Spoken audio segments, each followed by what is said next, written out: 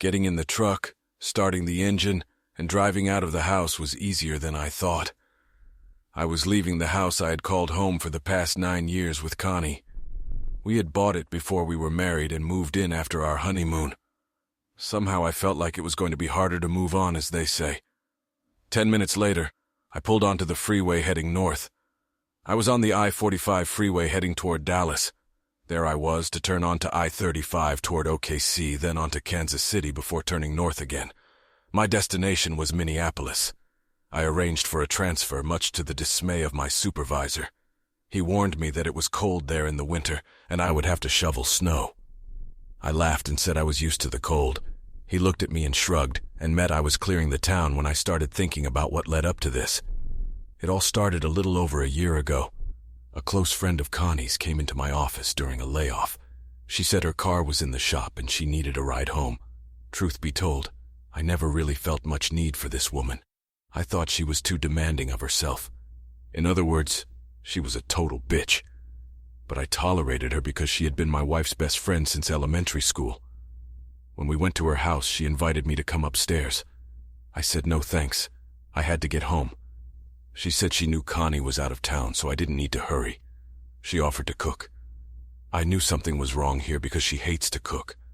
Soon she showed me more than I needed to see. I told her it was time for her to go out. She pouted and said I didn't know what I was missing. I just looked at her. Then she asked, "Who would know?" I replied, "I would know." At this she gave up and smiled. Can't blame a girl for trying. She got out of the car and I drove away without looking back. I probably should have realized by now that it wasn't over, but silly old me didn't think about it. That's where my journey began. I summed it up. I just turned 34 years old. My height was 6 feet. Actually, I was a little shorter still, but I still said 6 feet. My weight was approaching 200 pounds and I could lose about 10 or so. My hair is short but brown, as are my eyes. I guess I don't look too bad, and I always thought I was lucky to have Connie. She was a real knockout. She was just a beauty. She was still beautiful, but I felt so detached. She was more like a stranger or a TV character that I had gotten to know so well over the years. So I left her behind. Only physically, because I wasn't done mourning my lost love. I always thought we would grow old together and die in each other's arms. But that wasn't meant to happen. But since a big part of me had died, it didn't seem as much of a loss as it could have been. There was nothing left to do but drive, and I let my mind reconstruct the events, thinking that maybe I could have done things differently. It had been 6 months since that April day when I had given Anna a ride home. Connie came home as angry as I had ever seen her. I asked her what the problem was, but she only threw me a glance. Without saying a word, she walked to the bedroom and slammed the door shut.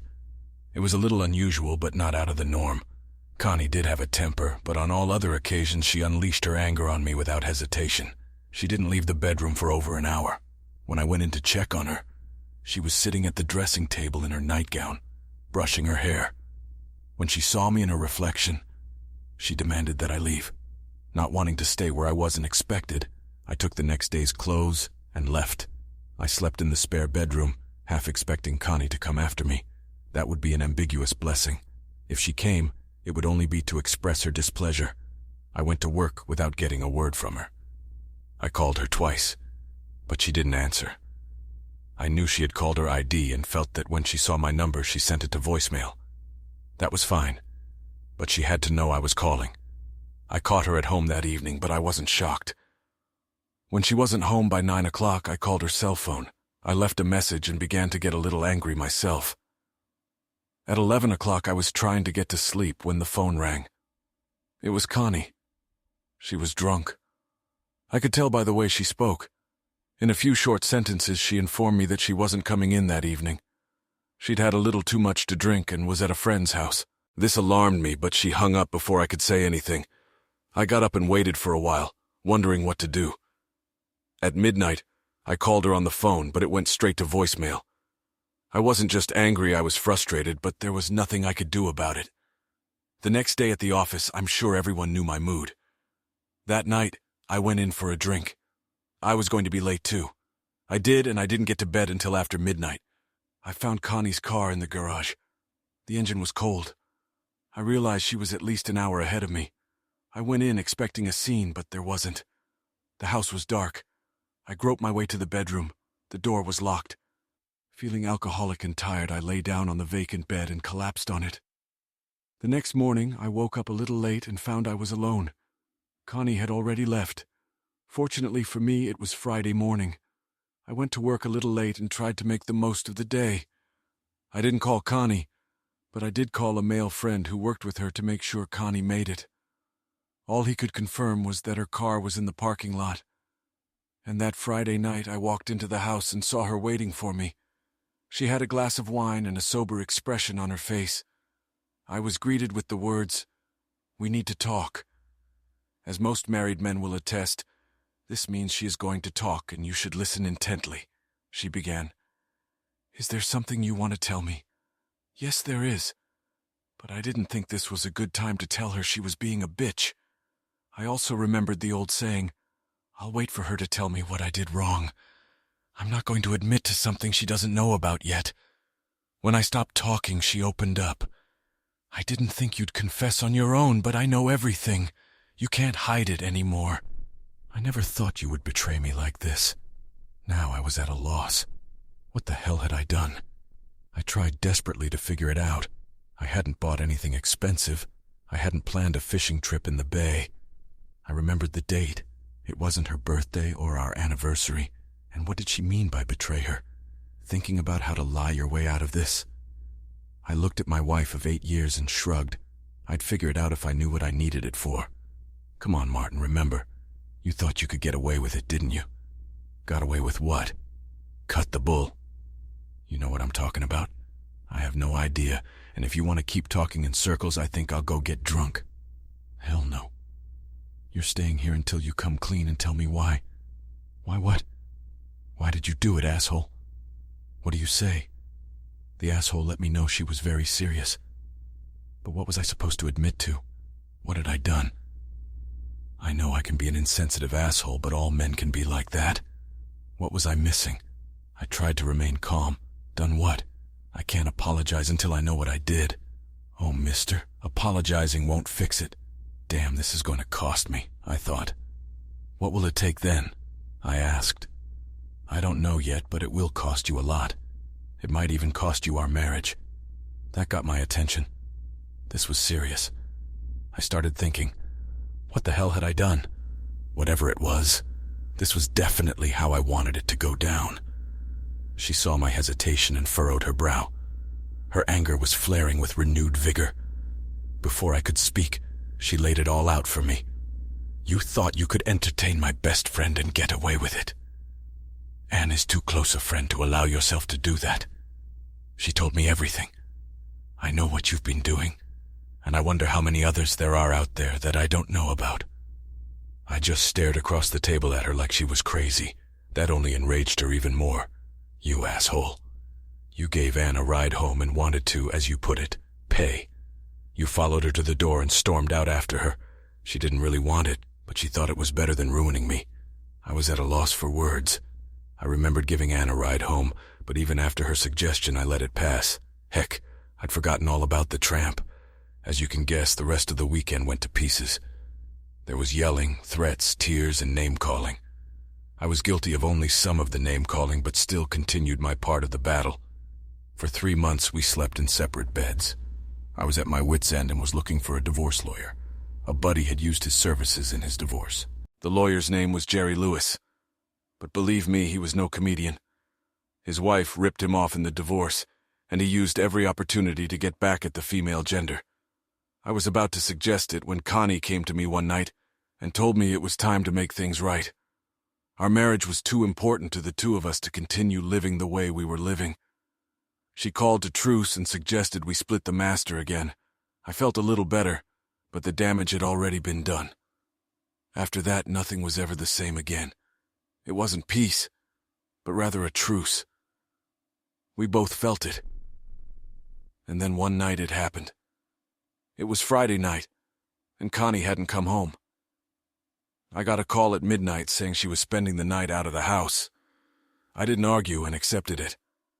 That was the second blow. Connie didn't get home until noon. She was wearing shorts, a blouse, and sandals. She had a gym bag in her hand. She looked happy as if nothing had happened and everything was normal. She went to the bathroom and took a shower. Closing the door, I checked the bag. Inside was an evening gown. Heeled shoes, makeup, and underwear were in the plastic bag that held her work clothes from Friday. I wondered what that meant. I started imagining all sorts of things, and I do mean all sorts of things, not just bad things, but that maybe there was a company party and she went to it. She didn't just invite me. She had her hang-ups, but I still loved her in spite of it all. When she walked into the kitchen, she smiled. "Thanks for helping me unpack." I took that as a sign that she wanted to tell me what happened, so I asked.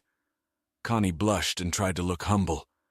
"Well, to be completely honest, I had a date." "A date?" shouted I. "Yes, a date, and I'm not going to lie about it like you did."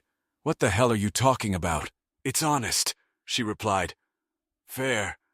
Yeah, you entertained Anne, so I got my turn. Woman, let me tell you that Connie never liked being called that. I told you there was nothing going on with Anne. I don't know why you don't believe me. Keep lying, but I won't believe you. I had a great date. Dinner. Dancing.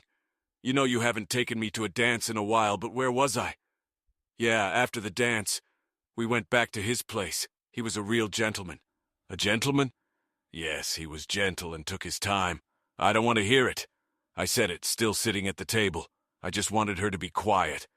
Connie knew she had found my button. Yes, he was a wonderful lover. He took care of me in every way. He could have given you some advice. "I don't want to hear it," I exclaimed. "Why not? You don't want to know that another man can give me pleasure better than you? I just don't want to." I covered my face with my hands and said, "I think I'm going to be sick." And I felt sick.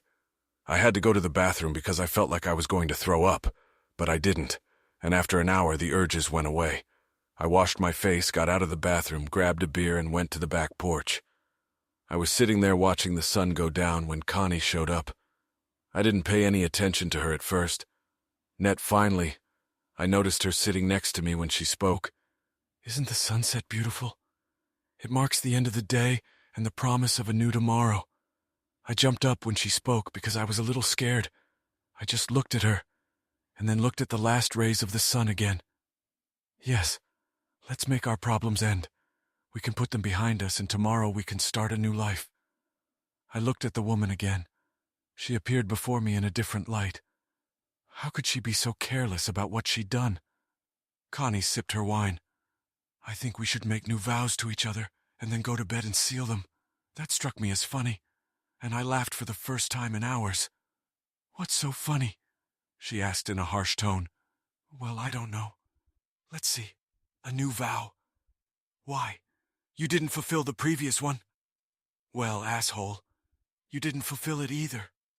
I just looked at her with as much hatred as I could remember. "Don't look at me like that." Then her voice softened. "I still love you, and I want this all behind us. Let's go to bed. I need you, and I want you." "Damn, you're crazy, woman." "Woman again. What does that mean, Martin Raymond Jameson?" Connie went into mother mode using all three of my names. She knew it pissed me off. "I mean, I'm not going to go to bed with you. Go back to your buddy." I think the word is slut. With those words, I stood up and headed for my master. She followed me. I guess she thought we were going to hit the sack, but that didn't happen. I gathered up almost all of my clothes and carried them to the spare room. She followed me with a whoop or an explanation, which I ignored. The next trip was to get my stuff from the bathroom. Needless to say, Saturday night in Houston was cold and Sunday was even colder. I accepted the facts and headed to work. It was time to do something. I worked on the translation and gave Jerry Lewis everything I had. I think he was absolutely thrilled with the case. That was a little over 2 weeks ago, and now I'm alone on the road to Minneapolis. The ride was very lonely, and I felt the loss more than I could have imagined. I had intended to stop in Kansas before stopping, but instead I drove straight through. Not that I wanted to. I was just afraid that if I stopped, I would sleep through my decision and turn back in the morning. Sleepless nights can be such a no deal for a person. Arriving in town about 20 hours later, I was ready to sleep. I found a hotel and checked in. It was Saturday, so I paid for 2 days. I didn't have to come into the office during the week, but I didn't want to sit in the hotel. It was a surprise to everyone in the office when they found out I was traveling alone. They wanted to have a farewell dinner for us, me and Connie, but understood when I explained. I was a little surprised that the news hadn't gotten to Connie, but she was truly surprised when I left. I'd planned to leave before she got home, but because of the last-minute sale and the fact that she came a little early, I had to meet her. I checked my phone, but knew there would be no call. I bought a cheap cell phone and transferred my number to it. I then got a new iPhone number that I carried with me. I hid the old phone in a den under the couch. If Connie tried to call, she would find it. I smiled, but it was a sad smile as I wondered if she had tried to call. Maybe she was in her buddy's bed, and I was sitting in a hotel room on the edge of the country. I had to put the thought out of my mind. There was nothing left to do but go in search of my new office. Finding it was much easier than I thought it would be. I thought all cities were like Houston, but it turned out that wasn't the case. Over dinner, sitting alone, I realized that I needed a place to stay. An apartment would do just fine, hopefully at least partially furnished. Monday came and I turned pale. I thought that being away from Connie would make me feel better, but it didn't. It's hard to explain, but even though I was angry with her, I was comforted to some extent knowing she was in the house. I had to come to terms with that, so I did what I could and went to the report. I was expected, but not that morning. I met my boss Bill and his secretary Jackie. Jackie was an attractive woman in her early 50s. She dressed well and was very professional. What caught my attention was not only her smile, but also the stone on her wedding finger. I paid attention to it not because I liked her, but rather because of its size. If it was real, a man who could afford it wouldn't need her paycheck. As it turned out, she was married to a very wealthy man, which allowed her to keep her job. She had been with the company for over 15 years. She took the position when her children were in middle school. Bill asked if I still had a position. I replied that I didn't. He asked if I would like Jackie to pick up a few spots for me. I was surprised at what she had in store for me by 1 p.m. As I was picking up the brochures, she mentioned that she had a daughter about my age who would like to show me around. I thanked her, but told her I was married. Jackie threw me a strange look and then smiled. I thought she was offended, but it turned out she knew about my impending divorce and realized it was a topic I didn't want to discuss. If anyone needs to confirm your occupancy, here's my direct line card. Most of the complexes are new and need tenants, but they may still need verification. At my second stop, I rented a 1-bedroom apartment on the 4th floor. It was unfurnished, but they had a company that furnished it and rented it out or sold anything or everything they delivered. I had money for per diem and paid for the apartment. By Wednesday, I was settled in and ready to go. Sick Connie didn't track me down until the following Thursday. By then, she was no longer a happy woman. She had received papers about our impending divorce. I took some verbal abuse and tried not to respond to it. I was at my desk in my new office and didn't want to wipe my dirty laundry in front of my new coworkers. One more thing. It took me about 40 calls before I found the damn phone under the couch. You sure can be nice sometimes. And last Tuesday at the office, I was handed the paperwork. I only found you when my lawyer demanded to know your address to serve you papers.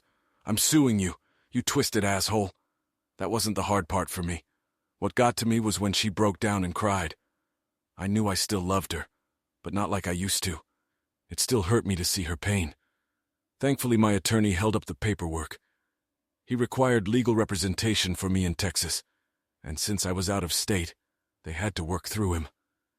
He kept in touch, and I could hear the pleasure he took in pissing off Connie. People were different in Minnesota. Not bad, just different. In the far north, people enjoy the warm months as much as they can. The only exception was that all the swimming pools were closed, but otherwise, people used the parks and fields to play ball until the wee hours of the morning, especially in the summer when the kids were out of school. I started walking to work. It was a little over a mile. The first day I regretted my decision, not even halfway there. When they found out I was walking, I expected to be scolded for not having enough money for gas. But that didn't happen. By the second week, I was already enjoying the walk. I was watching spring pass and summer go away. It was already getting chilly, and it was only the end of September. I took my last walk, not thrilled with the cold 20-mile-per-hour wind. I thought I understood why we had underground parking garages, but not completely yet. I was walking down the hallway to my door when a woman came out of it, nearly running into me. All I remember is that she was wearing a small swimsuit. It barely covered her, but I didn't complain. "Oh, sorry, I was going for a swim. I probably should have put my wrap on first." She smiled and it lit up the hall. I didn't know what to say. I just stared at her like I'd never seen a woman before. "Will I see you there?" she asked. I wasn't planning on it. I tried to smile. "Maybe next time." Then she walked away. I must have looked like a fool. I just stood there and watched. She never put her handkerchief on, just slung it over her shoulder. When she turned the corner, I headed for my door. And then I felt stupid. I thought of her as I unlocked the door. I had just gotten inside when the phone rang. I was on a call, so I grabbed the receiver. "I bet it's a surprise," came Connie's voice. "Yeah, I guess it is." "How's it going?" I asked, unable to think of anything better to say. "Do you really care?" The question sounded without sarcasm, and it hit a nerve. "Yeah, in a way. I'm not doing well. I miss you, and I want you back. I just got your number. It took me so long to track you down. I love Martin, and I'm sorry, but can't we work things out? I'll make it right. I promise." I could hear her crying softly. "Let me think about it. I just don't know. A lot of water has gone under the bridge. Not as much water as our marriage. I was caught. All I could do was promise to think about it and call her back. She still had our old number and cell phone, so I knew them by heart. We talked and laughed some more. It was nice in a way, but it was also painful at the same time. It reminded me of what I had lost. I hung up, promising to call her within a week. For the next few days I agonized, and most in the office noticed it. Finally, on the 6th day, I called. It was hard, but I told Connie that we'd better get a divorce. She took it better than I thought she would. That Wednesday, I was relieved when I hung up the phone. It was over. On Friday, I drove home. As I stepped out of the elevator from around the corner and headed for my door, I saw Connie sitting on her suitcase near my door. She didn't look happy. I walked over to her. It was over 100 feet, but I wished it was a mile. When she saw me, her face lit up. "What are you doing here?" I asked, but not with anger. "I just had to come. I still love you, and I think you still love me. I just couldn't let it go without one last try." I looked around. "Let's go inside." "I don't mind. I think we need some privacy." Saying that, she looked down the hallway. I followed her gaze, but saw nothing. Inside, she tried to kiss me, but it didn't feel right. She was a little offended. "What's the matter? Do I have bad breath?" "No, it's kind of wrong. Does it feel okay with that red-headed bitch?" I just stared at her. I was stunned because I had no idea what she was talking about. With who? "Oh, you know, Hall's monitor." I wrinkled my face. "Hall monitor? Don't play dumb with me. That long-legged troll who came to ask why I'm sitting in front of your door." "No," she said. "Why you're sitting at Martin's door? If you don't know her, how did she know your name?" I still didn't understand who she was talking about, but I went to the door. I opened it and called out to her. "See? My name is right here on the door. Well, she knew you anyway, and when I told her I was your wife, well, you could see it in her face. You won't get that again." "I was in no way," I said, raising my voice. "If you don't know who she is, how do you know you weren't sleeping with her, Mr. Jameson?" I didn't answer. The night did not go well. She slept in my bed. I slept on the couch. We talked and argued and fought all the next morning. I'm sure everyone in the hall or in the apartment to my left knew about the fight, but probably not all the words. Finally, on Saturday afternoon, I sat Connie down at the table. We both calmed down a bit. She apologized to me, and I had to explain. "Connie, I have forgiven you. I did a while ago. If you forgave me, why didn't you come home? That's right. I can forgive, but the damage is done. Let me explain. You took my most cherished possession and broke it. Whether in anger or accidentally, it doesn't matter. but the treasure is broken. I can forgive you even for a willful act because I know it was anger, not revenge." She smiled and fell silent. I raised my hand and continued. "As I said, my treasure was broken. Better said, shattered. Then you tired to glue it back together. It was possible and it could fulfill its purpose, but every time I saw it, I was reminded that it was broken and would never be the same. So you haven't forgiven." Connie began to cry. It was painful. I hugged her and told her that yes, I had forgiven, but the damage had been done and it could never be undone. What we had was special, but when this came between us, that feeling was gone. I care about you a lot, but it's better for us to part ways. I don't want to relive this grief every day." Connie fought back tears. "I understand when his touch and everything else just wasn't like you, Martin. And when I was with him, it wasn't the same. Now it wasn't about what she said, but how. I knew she had done more than just hold old Roger's hand. It hurt, and I wished I'd never heard the name. Martin, I went outside with every intention, but I couldn't. I thought of you, and it wasn't that. Then you know what I mean?" I asked, not wanting to go any further on the subject. "Yes, but believe me, I'm telling you the truth. Nothing happened." Connie burst out before she started crying again.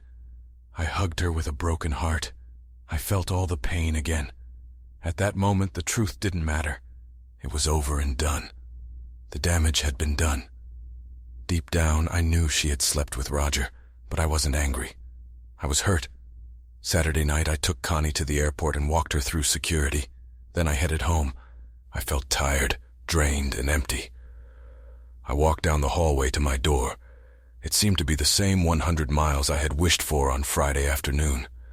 I was only 3 steps from the door when she walked out. It startled me. I stopped in place and looked at her. It was the same woman I had seen in the bathing suit. I looked her over from head to toe. For the first time, I noticed she had a head of red hair. "Do I really look that bad?" She smiled. "I'm sorry. I just got lost in my thoughts. You startled me and I had to remember where I was. You look like you need a friend. Come in and sit down for a minute. I don't think you need to be alone." I looked at her, then at the door. I saw her name, Katie Taylor. How many times had I walked past her door but never read it? Not even after seeing her in her swimsuit. I followed her into her apartment, mostly because I didn't want Connie's ghost haunting mine. Katie's apartment was warm, not just from the temperature, but from the mood I could feel. Within minutes, we were already sipping wine. I looked into the beautiful green eyes and asked, "Are you the hall monitor?" She smiled and replied, "Guilty. The wine had an effect on me. You may not know this, but Connie called you a bitch. I don't know why I said it, but I did." "My bad again?" She smiled over her glass. "I hope it doesn't make you think any worse of me." "No, not at all, but I can't say the same about my soon-to-be ex-wife. It doesn't matter." She smiled again. I just looked at her smile and felt warmth throughout my body. Thinking at that moment that it was the wine, I just accepted it. The next thing I remember is that I woke up to the smell of coffee and bacon. I was hungry because I hadn't eaten all Saturday. I looked around. I wasn't lying in my bed. I was only wearing shorts and a t-shirt. I looked at the other side of the bed. It was untouched. My pants and t-shirt were lying at the foot of the bed. It took a moment to guess where it was. It was Katie's bedroom. At that moment, she entered the room. She looked bleary-eyed, bushy-tailed, and still had the same gorgeous smile. As I warmed up again, I realized it wasn't the wine I had felt the night before. "It's a good thing you're awake. If the coffee and bacon hadn't gotten you up, I would have called an ambulance." "Where did you sleep?" I asked, confused. On the couch, a smile still filled the room. Mom used to say that the best way to a man's heart is through his stomach. I've always held a different opinion, but since you got up to eat, I'll have to revise my opinion. The bathroom's that way. You'll be safe there while I make breakfast. I hope the bacon, eggs, and toast will do." At the table, we talked. Kathy was easy to talk to and be around. The day went well and I felt better. When evening came, I went to my house to change and take her out to dinner. On my voicemail, I found a dozen calls from Connie. I ignored them. On Tuesday, I got a call from my lawyer. According to him, Connie had decided to play hardball. I told him of my certainty that she had met a man named Roger. This didn't surprise him in the least. "Roger Smith?" he asked. I only knew Roger. Jerry told me that they had reviewed Connie's phone records for the past 6 months and had found numerous calls to a number traced to Roger Smith. This man was Ann Barton's direct supervisor. He told me not to worry. Believing that her lawyer's tactics would bring me to my senses, Connie stopped the calls. I was glad for that and happy to be miles away from her. It wasn't until a month later that I found out what had happened. My attorney, Mr. Jerry Lewis, railed against them. He took statements from Connie and Ann. I was to be questioned the following week. Under oath at the deposition, Connie stated that she had not committed adultery. It was all a story to make me think she had. Ann testified that I had intimacy with her. My attorney did not challenge the testimony of either of these women. It was at this point that he pulled out his laptop and turned on a video clip. I had the good sense to use my iPhone to record a vivid description of Connie's date. Jerry asked her. After the video clip was played and a copy provided to the board, Jerry asked for one more person to be invited. He wanted Roger Smith. Connie's attorney objected, but photos were taken of Connie and Roger at 3 different restaurants. And when it was established who Roger Smith was, the situation became interesting. Lewis asked how come Connie was still close friends with the woman who slept with her husband, and why was she meeting this woman's boss at restaurants in the evenings and calling him. He also hinted that he had pictures of Smith with other women. In doing so, he said he was looking directly at Ann Burton. Now, trump was the fact that Jerry had already talked to Roger Smith and explained the situation to him. He was faced with the choice of being subpoenaed or helping to convince Connie to settle for less than I was offering. Both women realized that if he was subpoenaed, it could lead to a divorce. If that happened, he promised to place the blame on himself, and he was willing to lie and say it was all Ann's idea to destroy the marriage, and it was Ann who was setting up the dates between him and Connie for the entertainment afterward. After an hour of counseling, Connie agreed to my lawyer's terms, and to add salt to the wound, Jerry made Connie pay his fees. A discussion ensued as to how the other two would pay their share. I have to admit, I was impressed with my lawyer and felt rewarded. That same day, Jerry had her sign the agreement. He said he would give it to me to review. If it was approved, he would formalize it and file the order with the judge. It would take about a week at best, 2 weeks at best. But he didn't wait at all. I got the paperwork by 10 a.m. the next morning. I waited at the FedEx. I trusted him, so I just checked and sent them back. He got them by 4 p.m. By 6 p.m., I was divorced. I waited in the office and got his facts. I would receive the official decree a week later by registered mail. The divorce was finalized on Wednesday, and I wanted to have a little celebration on Thursday night. I figured who better to do it with than Kathy. We were at my house and were just about to leave when the phone rang. I was in the bathroom, so I called Katie in case it was for work. When I came out, I heard part of Kathy's conversation. "Who am I? I thought you remembered me. I'm the hall controller." Silence ensued. I couldn't make out the words, but I realized there was shouting on the other end. "Is it good to hear you?" "Yes, now what can I do for you?" More yelling. I just stared, trying to figure out what was going on. "Well, I'll get him if you want." "Wait, he's just coming out of the shower." A short pause. "Martin, you could at least wrap yourself in a towel." "You're embarrassing me." "Yes, Connie. I think he can talk to you now." Kathy held her hand over the receiver. "I'm sorry that bitch comes out sometimes," she whispered with a wicked grin. I picked up the phone and smiled. I pulled it away from her face and said loud enough to be heard on the tube, "Why are you embarrassed?" Then I said hello. Connie unleashed a barrage of obscenities at me. I held the phone away from my ear. Kathy stroked one index finger with the other, whispering shame on you while trying not to laugh. Connie had told me we were still married, but she had changed her mind. She would come up to me and let me know she still loved me. She commented on Redhead with a snide remark about her being a homewrecker. EP. When I blurted out and explained that we were divorced, she didn't believe me. I told her to check, but as far as I was concerned, it was over between us. She repeated her threat to come over. I finally said goodbye and she was still screaming. It felt pretty damn good, at least for a minute. But then it hit me even harder. Katie seemed to have figured it out. We went to dinner and then went back to her house. She said it would be better if I moved to another apartment. She offered to take care of it the next morning while I worked. I found out that she was working as an assistant property manager to keep the rent down. So the next day, I ended up in the apartment next door to hers. We shared a balcony, but she said I was safe. There was a 30-inch metal railing separating the two areas. The next day in the afternoon, I got a call on my cell phone. Connie was standing in the tent in front of my old door. The manager, knowing the situation, showed her the empty apartment and swore he didn't know where she had moved to. I was later told that it wasn't a complete lie, because Kathy hadn't changed her paperwork at that point. And Connie didn't budge, and saying she would wait for the hall monitor, parked her ass at Kathy's door. We had to call the manager, security, and the police to get her to leave. That night I slipped inside and headed upstairs. I knocked on Kathy's door to ask if I had been transferred. She gave me a new key and then handed me a basket of clean clothes. How embarrassing. She washed my clothes, underwear and all. See, now I told her I didn't buy a washer and dryer because there was a laundry room in the basement. Why buy when you can rent? I joked. Kathy smiled. I think it's better to own. You don't know what's been in the cars downstairs and you won't find someone else's sock in your car, she countered. Ed MD. Somehow I don't think she was talking about the washing machine, but she offered to use hers any time I needed it.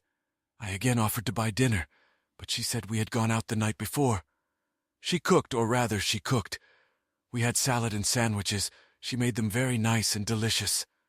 Later that evening we sat on the balcony and watched a light snow begin to fall. It turned into a storm that caused all the airplanes to ground.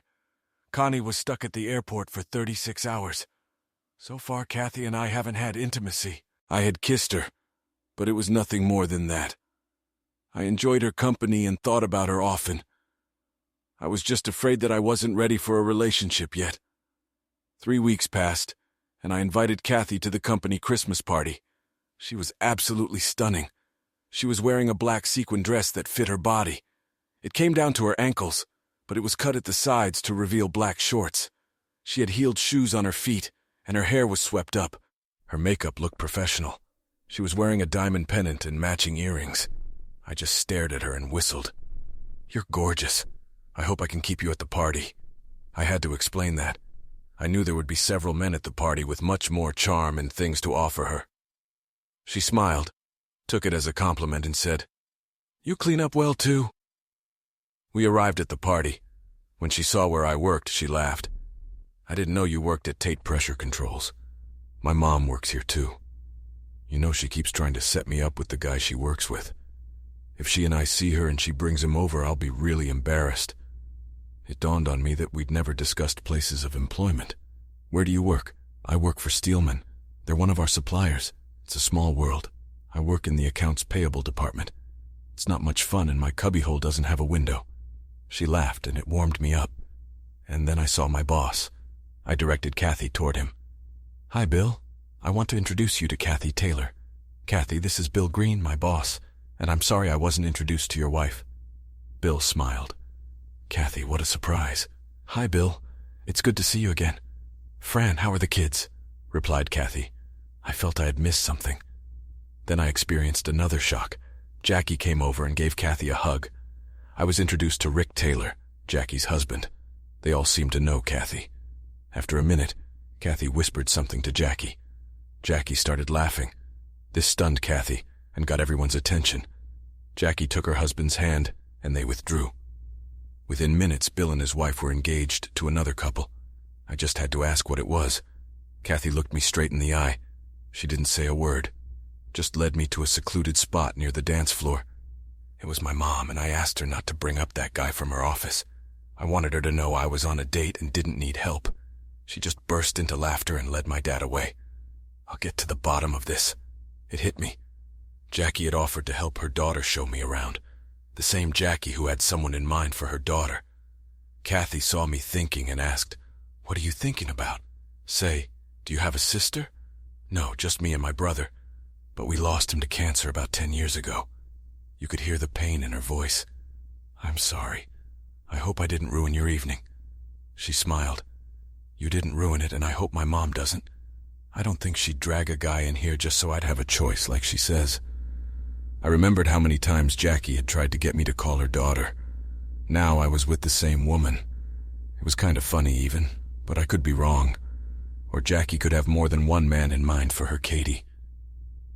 I decided to keep my thoughts to myself. I would wait to see what the night would bring. A few minutes later, the orchestra started playing. I'm not a very good dancer, and I warned Katie about that, but she followed me onto the dance floor anyway. I pulled her against me and slowly moved across the floor. I don't know how good we looked, but it felt good for both of us. At dinner, we were seated with my boss and his wife. Also seated at the table were Jackie, Rick, and Mr. and Mrs. Chapman. Charles Chapman is the president of our division. I had never met him, but I had seen his picture many times. Everyone seemed to know Kathy, and she knew them.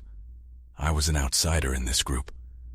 Over the course of the evening, I noticed Jackie looking at me or Kathy, smiling or laughing, sipping champagne. But I noticed other things too.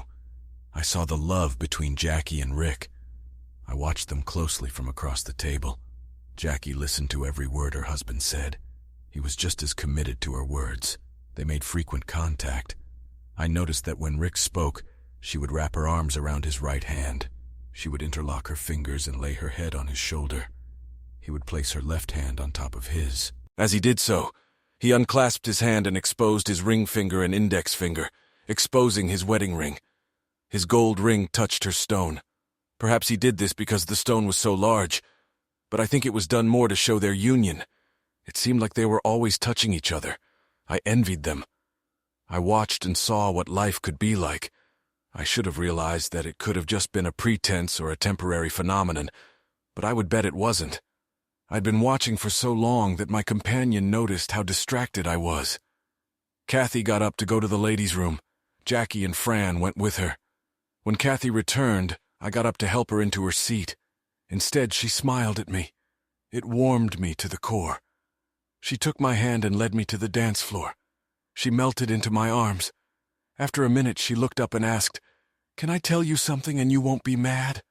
"Sure, why would I be angry? Unless you tell me you saw your ex-boyfriend and want to go home with him." I half joked, but I had a fear that she was too good to be true. "See?" And Kathy pulled away from me and looked me straight in the eye. With a stern face, she said in a serious tone, "I'm here with the man I chose to be with." Then she relaxed and rested her head on my shoulder again. What I was going to say, before I was interrupted, but she didn't get angry. My mom confessed, "You're the person she wanted to introduce to me." I couldn't believe my ears, and the thought of what we'd both said. Me about my boss's secretary wanting to pawn her daughter off on me, and Katie about her mom always finding a boyfriend for her. But we were both amused by it. "I'm glad I met you, Kathy.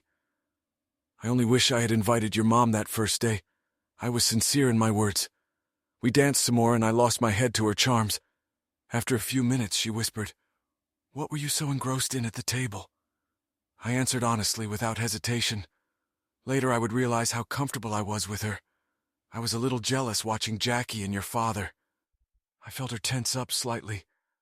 "I didn't know you were partial to older women. I didn't know you were partial to older women. This isn't about your mom. I see what I'm missing when a woman loves me the way your mom loves your dad. Or to love the way he loves your mom. I want a woman like that." She looked at me with beautiful green eyes, even when the bitch in her comes out every now and then. I smiled at her and kissed her forehead lightly. As long as it's properly directed, I know. But sometimes what if she asks softly? Even then, what more could I ask for? I want you. I want to know you, all of you. And I want to get to know you. I want to be everything to you. Everything. Yes, your woman. I was stunned and honored.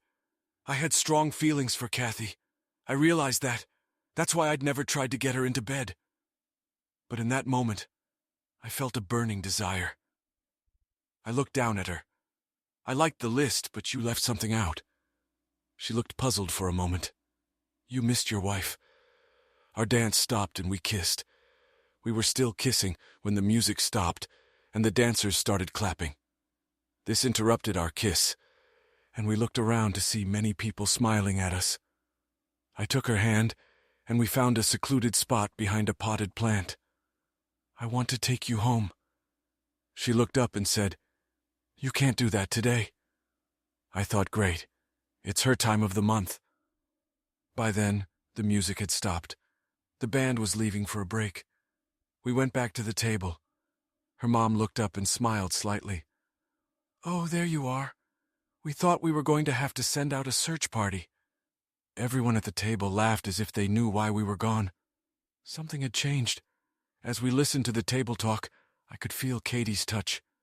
She did many of the things her mother did. I wondered if it was instinct or training. At the end of the evening, Jackie made a final toast. To mothers, they sometimes know what they're talking about. As she uttered these words, she looked directly at Kathy. Everyone at the table agreed, taking their last sips. Kathy hugged everyone at the table, and I shook hands with all the men. We went to get my car. I used the valet service. When he pulled up and held the door for me, I ignored him. I walked Katie around the truck and opened her door. I helped her into the seat and even buckled her seatbelt. I wanted to leave as soon as possible for several reasons. One was that there was a line of people behind us waiting for their cars, and the other was my desire to be alone with her. I tipped the valet and we drove off. We hadn't even gotten out of the car yet when I felt her hand on my leg. "I've really enjoyed this evening. I just don't want it to end." I drove her back to the apartment building. She didn't utter a word as I stopped at my door and ushered her inside. A moment later, we were in a dark bedroom. I won't go into the details of our night because it's too personal. We fell asleep late in the morning. When I woke up, I found her still beside me. She didn't ask where we were going. I saw the joy in her eyes when we pulled up to the jewelry store. I let him pick out a set of rings, and there was no problem with the price. She was a little taken aback when I wouldn't let her wear it, but she took the box and put it in her pocket. "Now call your parents and ask if we can stop by their house." As we drove to her parents' house, I let her look at it. A few minutes later, we were at their door. Jackie and Rick greeted us. We were in the room when I started. "Mr. and Mrs. Taylor, I come with a confession and a question." All three in the room exchanged glances. Last night, I'm afraid I took advantage of the situation. I should have refrained, but I didn't. I should have behaved properly and respectfully and taken Katie home. Her home. But I didn't. I'm afraid I dishonored her. She is very dear to me, and I would not want my actions to dishonor her or our child. That is why I have come to ask your permission to ask Katie to marry me. This stunned them all, I explained. "I will only ask for her hand in marriage with your blessing." Jackie spoke up. "I think it will be Kathy's choice, but we are both grateful to you for taking care of our blessing.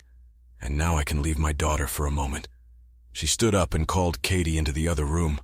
Within a minute, they were already taking Rick away. I sat in the room wondering what I was doing. The wait wasn't long. Rick came back to me. "Martin, Jackie and I bless you, but we would like to ask..." I expected I was about to fall over. "We would ask that you leave her with us and come back tomorrow to ask her. If you do, please wear a costume. It goes without saying there will be a celebration." With these words, I was escorted to the door.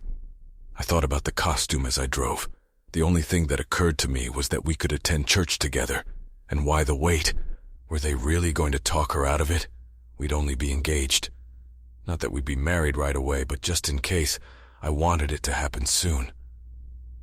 The day passed slowly and heavily for me. I was afraid it was all too good to be true, and at night I didn't sleep well. I felt more alone than ever.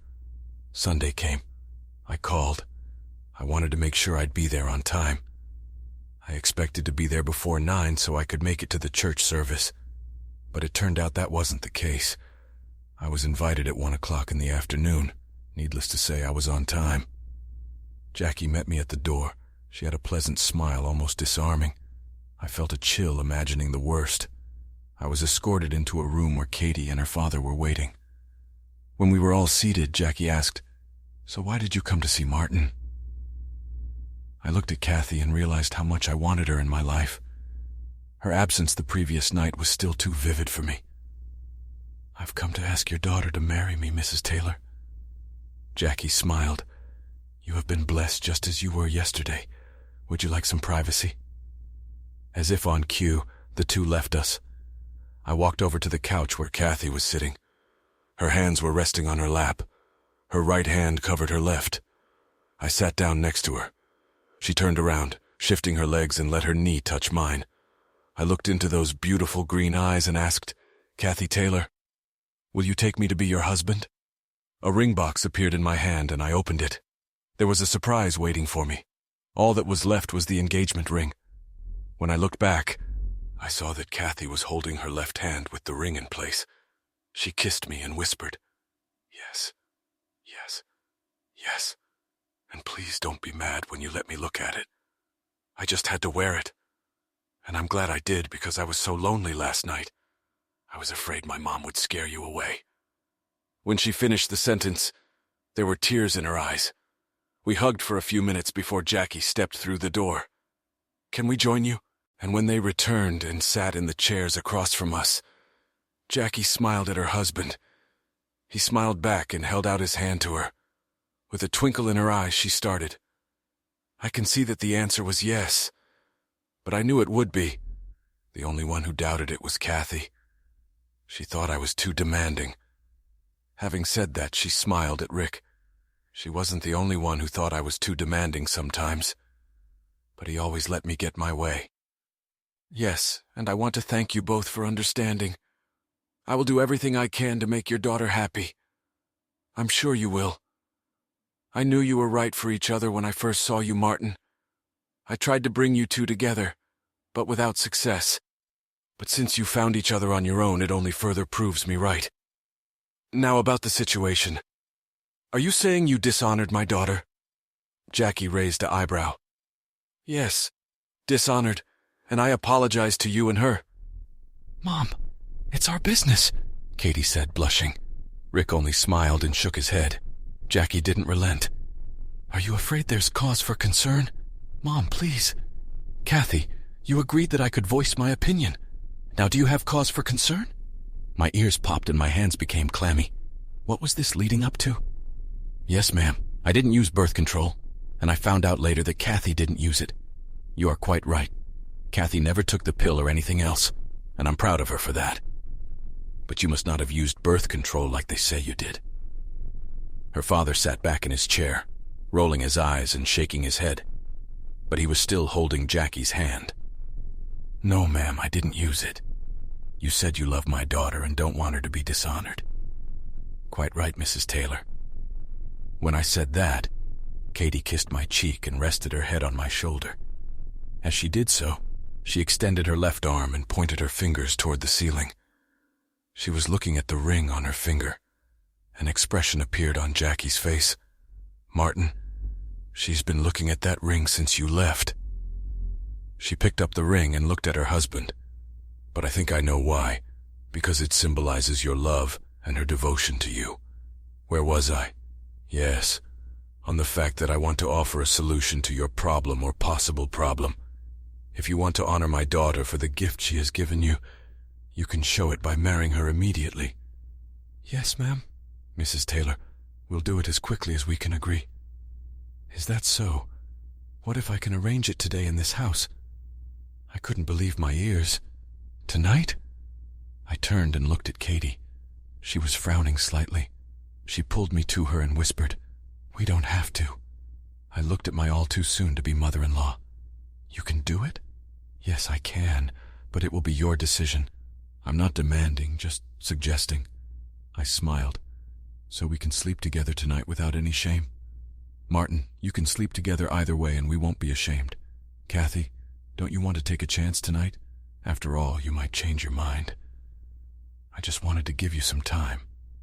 Martin, I am your woman with or without this ring. My heart belongs to you. I turned around. If it's not too much trouble for you, I would consider it an honor to be married this day. Jackie looked at her husband. She had a smile on her face that said she was very pleased. She made the call and we waited. While we waited, my future mother-in-law explained. Today's wedding was my idea. I discussed it with Rick, then with Kathy. You see, I'm selfish. I want Katie by my side. She is my only daughter and my only child left. She left us and lived in California for 5 years. She just came back to us. She arrived about a month before you did, Martin. Like I said, I'm selfish. I want Katie to put down roots here with me. I want to see her happy, and I want her to give me grandchildren. Martin will do his best for you. Kathy is 33 years old, and Mom, you're so you don't have to tell everything. I am your mother, Jackie said as fact, and that gives me some privileges. Like I said, she's 33 years old, but with the right man, meaning you, Martin, she'll have time to give me some grandchildren. I should have about 10 now, but that hasn't happened. But then you didn't show up in her life until now. She waited, and I believe she acted wisely.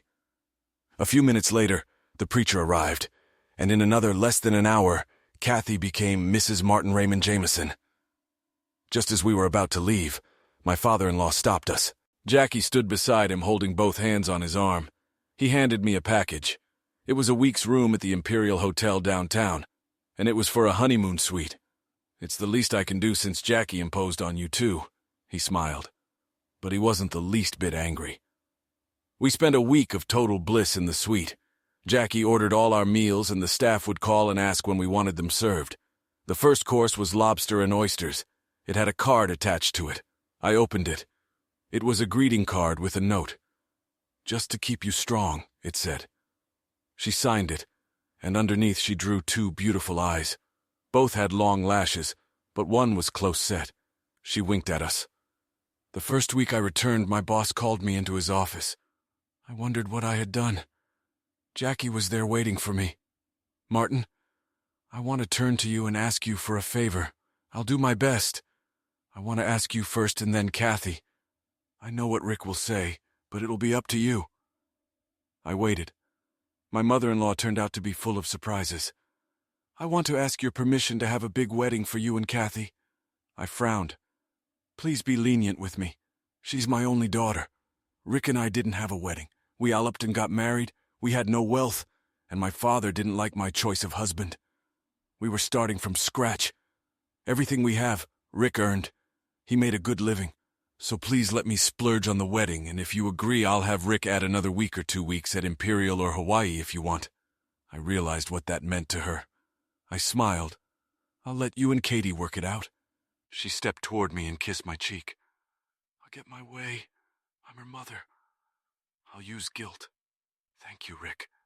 You're awesome, and I can be proud of the man my daughter married." She turned to leave, but turned around to look at me. "Did I tell you I was going to be a meddling mother-in-law? It had been decided, and it was going to happen on our 6-month wedding anniversary." While we waited, life settled down, and we began to experience all the joys of married life. We moved into Katie's apartment and vacated our own. We kept what we wanted to keep since we were going to buy a house. This was part of putting down roots. The day came and we were going to get married. I would say remarry. As we stood at the altar, the preacher gave a little speech. "Friends and family, we are gathered here today for a special occasion. But some of you may not know that this is merely a reaffirmation of their vows. 6 months ago, I had the honor of pronouncing Maren and Katie husband and wife. They wanted to be together and not dishonor their family. So now you know, let's get started." The wedding went great, and we got another week at Imperial. I discovered that it cost my father-in-law a tidy sum, but not as much as Jackie spent on her wedding.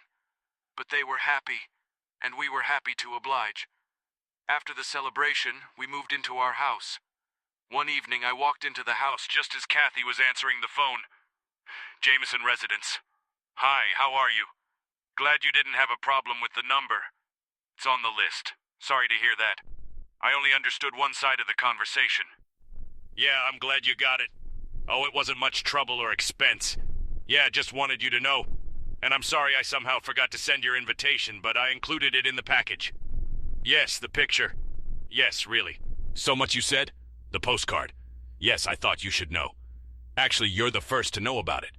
Martin just walked in. Do you think I should tell him? Really? Well, we have a lot to discuss, so I have to let you go, Connie. Call again. It's always a pleasure. You shouldn't say that. I was the controller in the audience. Yes, I understand your feelings, but I really have to go. Martin is here and looking at me with loving eyes. Bye. Who was that? I asked, dumbfounded. Just Connie. What's her name? Kathy smiled as she dialed a phone number. What's Houston's area codes? Within a minute, all calls from Houston were blocked. What was that? Kathy smiled at me. Just the bitch in me coming out again. Have you lost your mind? No, it seems well directed, but what was that? Just then, the dryer buzzer went off. I have things to do, but come on. I'll tell you. As she approached the laundry room, she picked up an envelope. It was smaller than a letter, probably some kind of greeting card. In the laundry room, she took the clothes out of the dryer and spread them out on the counter. I wanted to get her attention, so I took her in my arms and sat her on the dryer facing me. Now tell me what happened. I just felt terrible that we hadn't informed Connie about our wedding. So today, I sent her a little package via FedEx. I didn't expect her to get it today, but it doesn't matter anymore. Go on, my love. The parcel contained a newspaper clipping about our wedding. Well, the ceremony. Mom really picked up on the words, didn't she? No roundabout way, I teased. I sent the remaining invitation with her name on the envelope, explaining that it just got lost in the mishmash, and I sent the picture of you and me at the altar. I hope there aren't any voodoo queens left in Houston. She'll pay them to turn me into a toad. I don't believe that. I also put one napkin of each color with our names on it, and last of all I put a card. Like I said, I was planning on her getting it tomorrow. What's the card? Katie held out the card she'd brought with her to me. I opened it. It was an announcement of an upcoming birth. I read, I'm going to be a daddy. As I read, I learned that Jackie had bought the cards on the Saturday before our wedding. Sorry, I should have told you first. She just got ahead of you. I mean, she called before you got home. I didn't care. I wanted my wife. I made love to her there on the dryer. When we finished and took a breath, a thought occurred to me. You know, Connie will see the date of the ceremony and the arrival date and think we were supposed to be married. What do we care? We know different, but it won't make any difference. Besides, the truth doesn't matter to her. She's unhappy, and I have to help her through it. I just have to rub in her face what she's lost. Later that night, a thought occurred to me. Should I send a thank you card to Ann Baxter? The end. Thanks for watching. I hope you enjoyed it, so subscribe to my channel and watch the next video.